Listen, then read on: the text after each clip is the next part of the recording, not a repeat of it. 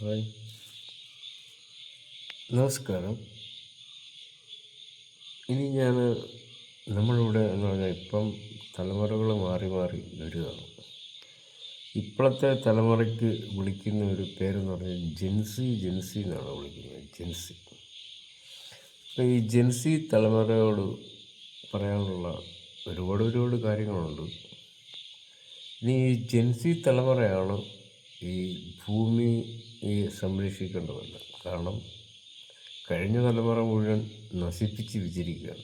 ഇനി അടുത്തത്, കാരണം പാറ തന്നെ പൊട്ടിത്തീർന്നു പറഞ്ഞാൽ കേരളത്തിലെന്നല്ല, അങ്ങനല്ല, ഈ തലമുറകൾ ഇത് മൊത്തം വിനാശമാക്കി. ഇനി പണ്ടത്തെ പോലെ മരങ്ങൾ പിടിപ്പിച്ച് ആ ഒരു അവസ്ഥ വരും. കാരണം ഒരു 50 വർഷം കഴിഞ്ഞ് കഴിഞ്ഞാൽ ഈ ഒരു അവസ്ഥയൊക്കെ വരും. ജെൻസി പിള്ളേരോടാണ് ഞാൻ ഈ പറയുന്നത് മുഴുവൻ. കാരണം ഇതൊക്കെ ശ്രദ്ധിച്ച് കേൾക്കേണ്ട കാര്യങ്ങളാണ്. കാരണം ഇത് ഞാൻ പറയുന്ന പൊട്ടത്തരമായിരിക്കാം, നിങ്ങൾക്ക് കമൻ്റ് ഇടാം, അതെനിക്ക് പ്രശ്നമേ അല്ല. നിങ്ങളുടെ കമൻറ്റുകൾ ഞാൻ പൊട്ടണോ അങ്ങനെ അതെനിക്ക് സന്തോഷമേ ഉള്ളൂ. പക്ഷെങ്കിൽ എന്നാലും പറയാനുള്ളത് പറയാതിരിക്കാൻ പറ്റത്തില്ല. ഇനി അടുത്ത ജെൻസിയാണ് വരുന്നത്. ജെൻസി ഈ തലമുറ വരുമ്പോൾ നിങ്ങളൊക്കെ ഒരു പെര എങ്ങനെയാണ് വെക്കുന്നത്? ഇവിടുത്തെ മൊത്തം ഇതും തീരാറായി. നിങ്ങളുടെ അടുത്ത തലമുറ, ഇനി ഒരു 100 വർഷം വരുന്ന തലമുറ എങ്ങനെയാണ് ഒരു പെര ഉണ്ടാക്കുന്നതും അല്ലെ ഇതെല്ലാം ചെയ്യുന്നതും? ഒന്നാമത്തെ കാര്യം, പണ്ടത്തെ ആയുസ്സെന്ന് പറഞ്ഞാൽ 100-110 വയസ്സ് വരെ ആയുസ് പണ്ടത്തെ ആൾക്കാർക്കുണ്ടായിരുന്നു. പക്ഷെ ഇപ്പോൾ ആ ഒരു ആയുസ് ഇപ്പോൾ ഒരു അങ്ങേയറ്റം പഴയ ആൾക്കാർക്കുള്ള ഒരു ആയുസ്സെന്ന് പറഞ്ഞാൽ ഒരു 80 വയസ്സായിട്ട് ക്രമീകരിച്ചിട്ടുണ്ട്. ഇത് ദൈവത്തിൻ്റെ ഇതാണ്, നമ്മുടെ ഇതൊന്നും അല്ല. ആരാണ് ഇതൊക്കെ ഇങ്ങനെ ചെയ്തത്? മനുഷ്യനാണ് ഇതൊക്കെ ചെയ്തത്. ഇനിയും അടുത്ത തലമുറ, അതായത് ജെൻസി തലമുറ വരുന്ന അവരുടെ ആയുസ്സെന്ന് പറഞ്ഞാൽ ഒരു 60 വയസ്സായിട്ട് ക്രമീകരിക്കും. 60 വയസ്സ്. അത് കഴിയുമ്പോൾ ഒരു 100 വർഷം കൂടെ കഴിയുമ്പം ഈ 60 കഴിഞ്ഞ് ഇതിങ്ങനെ താണുകൊണ്ടേ ഇരിക്കും. ഒരു വർഷമെങ്കിൽ മനുഷ്യൻ രാശി തന്നെ, മനുഷ്യൻ ചെയ്ത ദോഷം കൊണ്ട് മനുഷ്യകുലം തന്നെ ഒരു 300 വർഷത്തിനുള്ളിൽ മനുഷ്യകുലം തന്നെ ഇല്ലാതാവും. സ്വയം ചിന്തിച്ച് നോക്കിയാൽ മതി. ഞാൻ ചുമ്മാ പറയുന്നൊന്നുമല്ല, സ്വയം ചിന്തിച്ച് നോക്കിയാൽ മതി. നിങ്ങൾ ഓരോരുത്തരും ചിന്തിച്ച് നോക്കുക. ഇപ്പോഴത്തെ ആയുസ് എത്രയാണ്? പണ്ടുള്ള മനുഷ്യന് 100 ചില്ലുവാനാണെങ്കിൽ ഇപ്പോൾ 60 വയസ്സിനുള്ളിൽ തന്നെ ഓരോരുത്തരും മരിച്ചു പോകുന്നുണ്ട്. അല്ലെങ്കിൽ മരുന്നാണ് മുഴുവൻ. മരുന്ന് 24 മണിക്കൂറും മരുന്ന്. പ്രഷറിന് മരുന്ന്, ഷുഗറിന് മരുന്ന്, കൊളസ്ട്രോളിന് മരുന്ന്, എല്ലാം മരുന്നുകളാണ്. എല്ലാം വിഷമയമായ ഭക്ഷ്യവസ്തുക്കളാണ് മുഴുവൻ നമ്മൾ കഴിക്കുന്നത്. ശ്വസിക്കുന്നത് അതുതന്നെയാണ്. വിഷം മാത്രമല്ല, അത് വല്ലതും ശ്വസിക്കുന്നുണ്ട്. പണ്ടൊക്കെ എന്ന് പറഞ്ഞാൽ TV ചാനലുകൾ ഏതാണ്ട് 1-2 ഉള്ളൂ. ഇപ്പം വന്നിരിക്കുന്നതെന്ന് പറഞ്ഞാൽ TV ചാനലുകൾ തന്നെ നമ്മുടെ മലയാളത്തിൽ എത്ര ഉണ്ടെന്ന് എനിക്ക് കൃത്യമായിട്ട് അറിയത്തില്ല. അതുകൊണ്ട് TV ചാനലുകൾ വളരെയധികം കൂടി. ഇപ്പം ചൂട് അസഹനീയമാണ്. നമ്മുടെ അന്തരീക്ഷത്തിൽ ചൂട് അസഹനീയമാണ്. ഈ ചൂടൊക്കെ എങ്ങനെ വന്നെന്ന് നിങ്ങളൊക്കെ ചിന്തിക്കുന്നുണ്ടോ? പണ്ട് ഈ ചൂടൊന്നും ഇല്ല. പണ്ട് നമ്മുടെ ആറ്റിൽ ഒരു വെള്ളം ഉണ്ടെന്ന് പറഞ്ഞാൽ ഒരു 6 മാസം വരെ നമ്മുടെ ആറുകളിൽ വെള്ളം ഇങ്ങനെ കെട്ടിക്കിടക്കുമായിരുന്നു. അപ്പം നമ്മൾ വെള്ളം കൊണ്ടാണ് പോയിക്കൊണ്ടിരുന്നത്. ഇപ്പം ഒരു വെള്ളപ്പൊക്കം കഴിഞ്ഞാൽ പിന്നെ ഈ വെള്ളമെല്ലാം പോയി. ഇതൊക്കെ എവിടെ പോകുന്നു? ഇതൊക്കെ ജെൻസികളാണ്. ഈ ഞാൻ പറയുന്ന ഓരോ വാക്കുകളും ജെൻസികളാണ് ഈ ചിന്തിക്കേണ്ടത്. കാരണം നിങ്ങൾക്കുള്ളതാണ് ഇനി അടുത്ത തലമുറ എന്ന് പറഞ്ഞാൽ നിങ്ങളാണ്. നിങ്ങളതൊക്കെ ചിന്തിക്കണം. നമ്മൾ ഈ ഭൂമിയെ സംരക്ഷിച്ചാൽ മാത്രമേ നമ്മുടെ നിങ്ങൾക്കിനി അടുത്ത തലമുറയിൽ നിങ്ങളുടെ പിള്ളേരെയും കൊണ്ട് നിങ്ങൾക്ക് ജീവിക്കാൻ പറ്റത്തുള്ളൂ. അല്ലെങ്കിൽ നമ്മുടെ പ്രപഞ്ചത്തിനെ നമ്മൾ സംരക്ഷിച്ചിട്ടില്ല എങ്കിൽ നിങ്ങളോ നിങ്ങളുടെ മക്കൾക്കോ ഒന്നും, അതായത് എല്ലാ ആൾക്കാർക്കും ഈ പ്രപഞ്ചത്തിനെ കൊണ്ട് ജീവിക്കാൻ സാധിക്കത്തേയില്ല.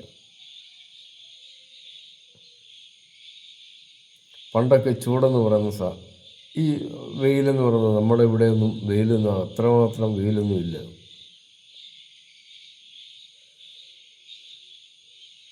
പെട്രോളിയം ഓരോ ദിവസവും നമ്മുടെ അന്തരീക്ഷം മലിനീകരിച്ചുകൊണ്ടിരിക്കുന്ന പെട്രോള്, അതുകൊണ്ട് തന്നെ ഡീസല്, അന്തരീക്ഷം അതുപോലെ മലിനീകരണം സംഭവിച്ചുകൊണ്ടിരിക്കുകയാണ്. പണ്ടൊന്നും ഇതൊന്നും ഇല്ല. അപ്പോൾ അന്തരീക്ഷ മലിനീകരണത്തിനെതിരെ നിങ്ങളാണ് സമരം ചെയ്യേണ്ടത്, ജൻസികൾ. ഇപ്പോൾ എത്രയോളം വന്നു, അത് നല്ല കാര്യമാണ്. അങ്ങനെ വന്നാൽ നമ്മുടെ രാജ്യത്തിന് തന്നെ പ്രയോജനമാണ്. ഇതൊക്കെ ശരിയാണ്. പക്ഷേ ഇത് എത്രമാത്രം പ്രാബല്യത്തിൽ വരുമെന്നൊന്നും ഇതുവരെയായിട്ടും കണ്ടെത്തിയിട്ടൊന്നുമില്ല. ഏറ്റവും നല്ല ഒരു എനർജിക്ക് എന്ന് പറയുന്നത് നമ്മുടെ സൗരോർജ്ജമാണ്. ആ സൗരോർജ്ജത്തിനെ നമ്മൾ തീർച്ചയായിട്ടും പ്രോത്സാഹിപ്പിക്കണം. പ്രോത്സാഹിപ്പിച്ചാൽ മാത്രമേ സൗരോർജ്ജം നമ്മൾ എത്രമാത്രം പ്രോത്സാഹിപ്പിക്കുന്നുണ്ടോ അത്രമാത്രം സൗരോർജ്ജത്തിനാണ് ഏറ്റവും വലിയ ഇത്. അല്ലാതെ കൃത്യമായിട്ടുണ്ടാക്കുന്നത് നമ്മൾ ഡാമുകൾ ഉണ്ടാക്കുന്നു, അല്ലെങ്കിൽ നമ്മൾ ഊർജം എങ്ങനെയൊക്കെ ഉണ്ടാക്കുന്നു, ഡാമുകൾ, തോടുകളും പുഴകളും ഒക്കെ തടഞ്ഞ്, എല്ലാവർക്കും അറിയാമല്ലോ. ഞാൻ പ്രത്യേകമായിട്ട് പറയേണ്ട കാര്യമൊന്നുമില്ല. ഇതൊക്കെ ജൻസികൾ ഇനിയും മുൻകൈകളെടുത്ത് നമുക്കും നിങ്ങൾക്കും നിങ്ങളുടെ തലമുറകൾക്കും ഈ ഭൂമി വേണമെന്നുണ്ടെങ്കിൽ നിങ്ങൾ തന്നെ, ഞാൻ ചിലപ്പോൾ പൊട്ടത്തരമായിരിക്കും പറയുന്നത്, പക്ഷേ ഇത് സംഭവിക്കുന്ന കാര്യങ്ങളാണ്. ആ സംഭവിക്കുന്ന കാര്യങ്ങൾ നിങ്ങൾ 100% ജൻസുകളെ ഏറ്റെടുത്ത്, ഈ ക്രോക്രോച്ച് പാർട്ടിയൊക്കെ വന്നെന്ന് പറഞ്ഞ കണക്ക് ജൻസികൾ ഇനിയും മുന്നിട്ടിറങ്ങിയാൽ മാത്രമേ ഈ ഭൂമിക്ക് മുകളിലുള്ള എല്ലാ ഇതും നിൽക്കത്തുള്ളൂ. ഇത് നിന്നാൽ മാത്രമേ നിങ്ങളുടെ തലമുറകളായിട്ട് നിൽക്കത്തുള്ളൂ. ഇല്ലെങ്കിൽ നമ്മുടെ ഭൂമി എന്ന് പറയുന്ന സാധനമുണ്ട്, ഒരു ഇടിമിന്നൽ വരുന്നത് ആർക്കെങ്കിലും അറിയാൻ പറ്റുമോ? എവിടെ എപ്പോൾ വരുന്നത്, എപ്പോഴാണ് ഉരുൾപൊട്ടുന്നത് ആർക്കെങ്കിലും പറയാൻ പറ്റുമോ?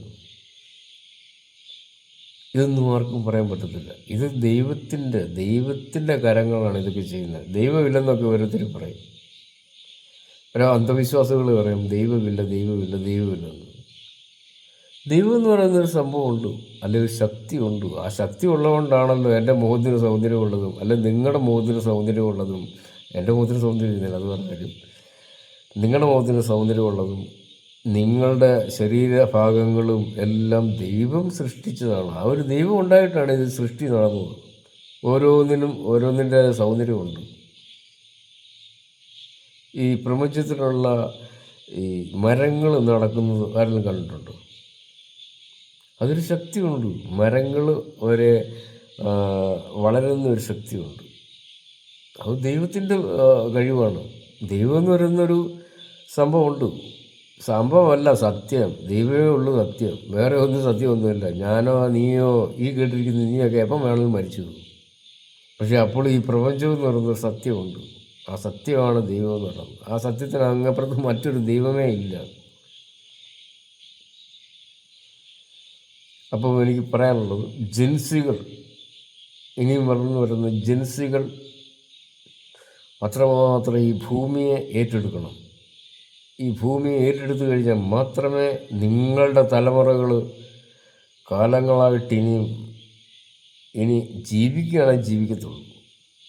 കഴിഞ്ഞ തലമുറകളൊക്കെ ഈ ലോകത്തിനോട് ചെയ്തത് മുഴുവൻ, ഈ ഭൂമിയോട് ചെയ്തത് മുഴുവൻ ദ്രോഹമാണ് ചെയ്തത് മുഴുവൻ. അതുകൊണ്ട് തന്നെ എൻ്റെ ഒരു കാഴ്ചപ്പാട് എൻ്റെ ഒരു ഇത് വെച്ച് ഞാൻ പറയാം. ഒരു ഒരു 10-15 വർഷം കഴിഞ്ഞ് കഴിഞ്ഞാൽ പിന്നെ ഇവിടെയുള്ള പാറകൾ മുഴുവൻ പൊട്ടിത്തീർന്നു. പണ്ട് ഈ ബിൽഡിങ്ങുകൾ, അപ്പാർട്ട്മെൻറ്റുകൾ ഒക്കെ എന്ന് പറഞ്ഞാൽ ഇതൊന്നും ഇല്ലായിരുന്നു. സാധാരണക്കാരനായ മനുഷ്യൻ, അല്ലെങ്കിൽ എത്രയോ പണക്കാരനായ മനുഷ്യനാണെങ്കിലും തടി കൊണ്ടുണ്ടാക്കിയ വീടുകളും തടി കൊണ്ട് അല്ലെങ്കിൽ ഓല മേഞ്ഞ പെരകളൊക്കെയായിരുന്നു. അന്ന് ഈ ഭൂമിക്ക് മുന്നിൽ ഇത്രയും പ്രശ്നങ്ങളൊന്നും വരുന്നില്ല. പക്ഷേ ഇന്ന് മനുഷ്യൻ്റെ സ്വാർത്ഥത കൊണ്ട് ഈ ഭൂമിയാണ് തന്നെ ഇല്ലാതാക്കിയത്.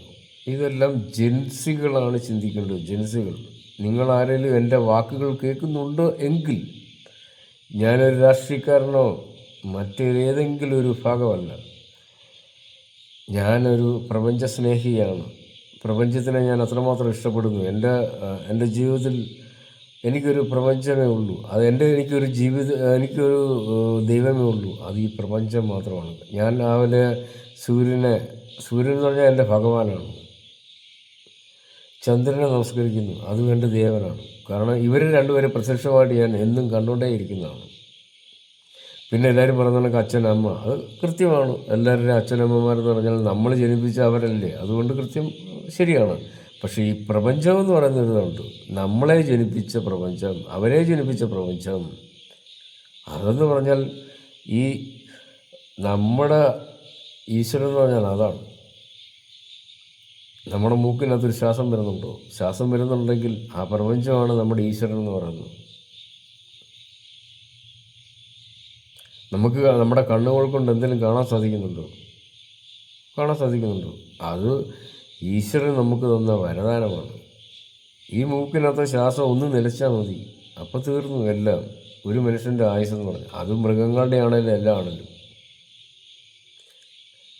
അപ്പം നമ്മൾ ഒരിക്കലും ഇനിയെങ്കിലും, ഇത്രയും കാലം നമ്മൾ ദ്രോഹിച്ച് ഈ പ്രപഞ്ചത്തിന്, ഇനിയെങ്കിലും ദ്രോഹിക്കാതെ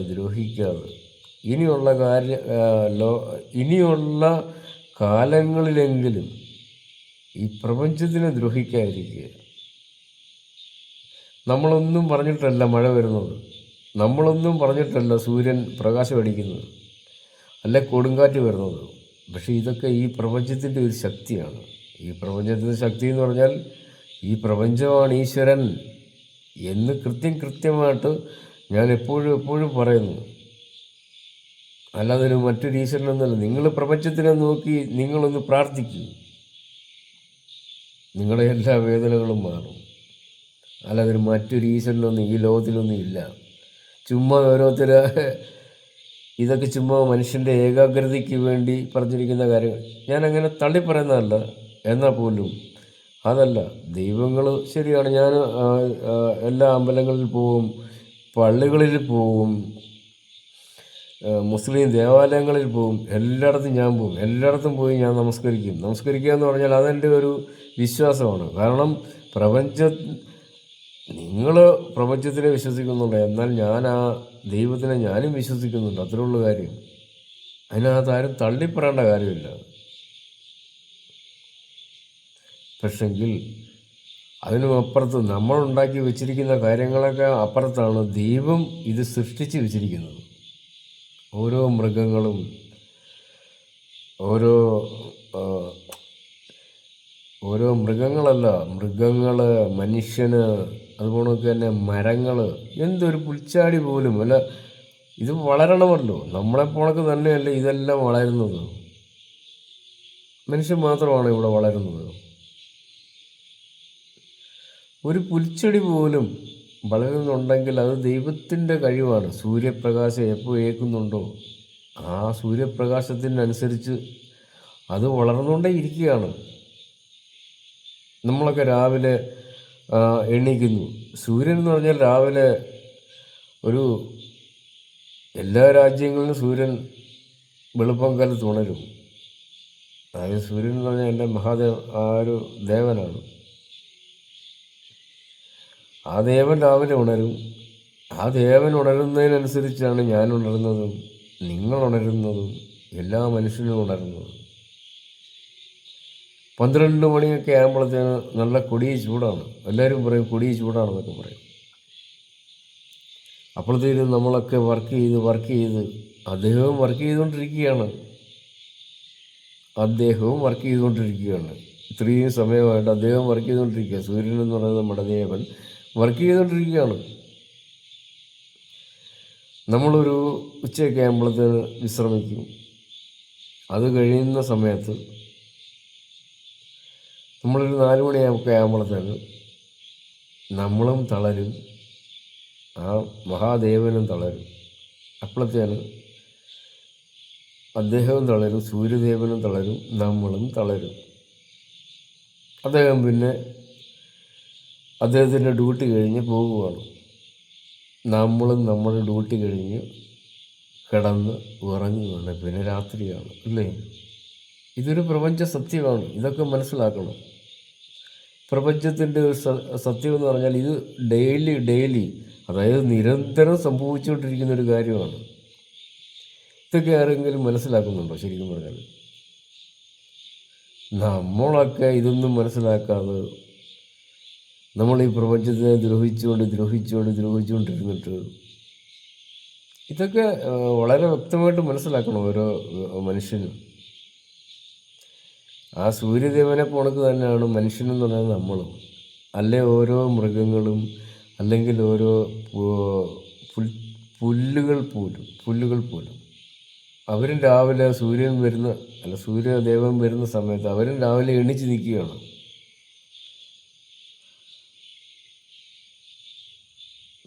ആ ഒരു സമയം എന്ന് പറഞ്ഞാൽ പിന്നെ രാത്രി നമ്മളെ സംരക്ഷിക്കാനായിട്ട് ഒരാളൂടെ വരുന്നുണ്ട്. അത് നമ്മുടെ ചന്ദ്രനാണ്. ഇതൊക്കെ ശരിക്കും പറഞ്ഞാൽ കൺകണ്ട ദൈവങ്ങളാണ് ഇത് രണ്ടുപേരും. ഇത് മനസ്സിലാക്കണം മനുഷ്യൻ. ഇതൊരു കൃത്യ കാര്യമാണ്. എന്നെ സംബന്ധിച്ച് ഞാനൊരു ആത്മീയ ഗുരുവോ അതുമല്ലെങ്കിൽ അങ്ങനെയുള്ള ഒരു വ്യക്തിയൊന്നുമല്ല. ഞാനൊരു ആത്മീയ ഗുരുവോ അങ്ങനെയുള്ള ഇതൊന്നുമല്ല ഞാൻ. പക്ഷെങ്കിൽ ഞാൻ കണ്ട കാര്യങ്ങൾ, ഇത്രയും വർഷമായിട്ട് കണ്ട കാര്യങ്ങൾ ഞാൻ പറഞ്ഞു എന്നുള്ളത് മാത്രമേ ഉള്ളൂ. അല്ലാതെ ഞാൻ സന്യാസിയോ അങ്ങനെയുള്ള ഇതൊന്നുമല്ല. ഞാൻ സാധാരണക്കാരനൊരു മനുഷ്യനാണ്.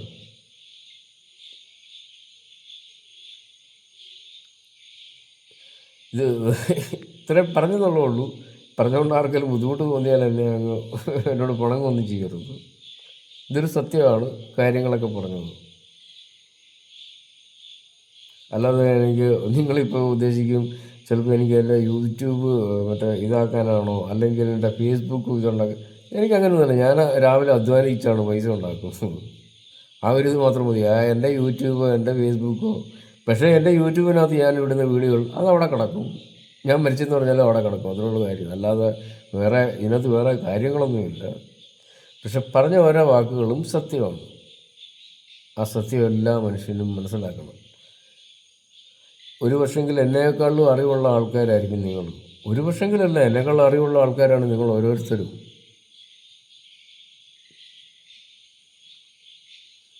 അപ്പോൾ ആ അറിവ് വെച്ച് എല്ലാവരും ജീവിക്കുക. അതാണ്, അത്രേ ഉള്ളൂ. അല്ലാതെ വേറെ കാര്യങ്ങളൊന്നും പറഞ്ഞിട്ടില്ല. എന്നാൽ ശരി. എന്നാൽ നമ്മൾ ഈ ജാതി ചിന്തയോ, എനിക്ക് ഏറ്റവും വെറുപ്പുള്ള ഒരു കാര്യമെന്ന് പറഞ്ഞാൽ ജാതി, മതം, വർണ്ണം, ഭേദം. ഞാൻ ഏത് ജാതിയോ അതൊന്നും എനിക്കറിയത്തില്ല. ഞാൻ ഏത് ജാതിയാണെന്നൊന്നും എനിക്കറിയത്തില്ല. കാരണം ഈ ജാതി എന്നൊക്കെ പറഞ്ഞാൽ എന്താണ് ജാതി, അതൊന്നും എനിക്കറിയത്തില്ല. ഒരു അമ്മയുടെ ഗർഭപാത്രത്തിൽ നിന്ന് വരുന്ന ഒരു മനുഷ്യൻ്റെ ജാതിയാണ് ജാതി എന്ന് പറയുന്നത്. അതൊന്നുമല്ല ജാതി. അത് ചരിത്രം രേഖകൾ പഠിക്കണം.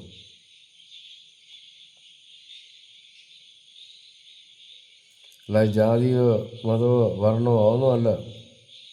അതിനൊക്കെ അപ്പുറത്ത് മനുഷ്യൻ എന്ന് പറയുന്ന സംഭവമുണ്ട്. മനുഷ്യനായിട്ട് ജീവിക്കുക. ഒരാപത്ത് വന്നാൽ ശരിക്കും ജാതി നോക്കിയല്ല ഒരു മനുഷ്യനെ രക്ഷപ്പെടുത്തുന്നത്. എനിക്ക് വർഷങ്ങൾക്ക് മുമ്പ് ഒരു ആക്സിഡൻ്റ് ഉണ്ടായി. എൻ്റെ ഫോൺ പോയി, ശരി, ഓക്കെ. പക്ഷേ അവിടെ നിന്ന് ആശുപത്രിയിൽ എത്തിച്ചത് അവിടെ എൻ്റെ ജാതി നോക്കിയോ എൻ്റെ മതം നോക്കിയോ ഒന്നുമല്ല എന്നെ പെട്ടെന്ന് ആശുപത്രിയിൽ എത്തിച്ചത്. എൻ്റെ ഫോൺ പോയെന്നുള്ളത് സത്യമാണ്. അതാണ് മനുഷ്യ സ്നേഹം എന്ന് പറയുന്നൊരു സംഭവം. ആ മനുഷ്യ സ്നേഹം എല്ലാ മനുഷ്യരിലും ഉണ്ടാവട്ടെ എന്ന് ഞാൻ ആത്മാർത്ഥമായി പ്രാർത്ഥിച്ചുകൊണ്ട്, അതുപോലെ തന്നെ ഈ ഭൂമി എന്ന് പറയുന്ന സംഭവം അതാണ് നമ്മുടെ ദൈവം. ഒരേ ഒരു ദൈവം മാത്രമേ നമുക്കുള്ളൂ, അത് ഈ ഭൂമിയാണ്. ഈ ഭൂമി ആരും ദ്രോഹിക്കാതിരിക്കട്ടെ എന്ന് പ്രാർത്ഥിച്ചും കൊണ്ടും നിർത്തുന്നു. നന്ദി, നമസ്കാരം, ജയ് ഹിന്ദ്. എല്ലാ കൂട്ടുകാർക്കും ഗുഡ് നൈറ്റ്.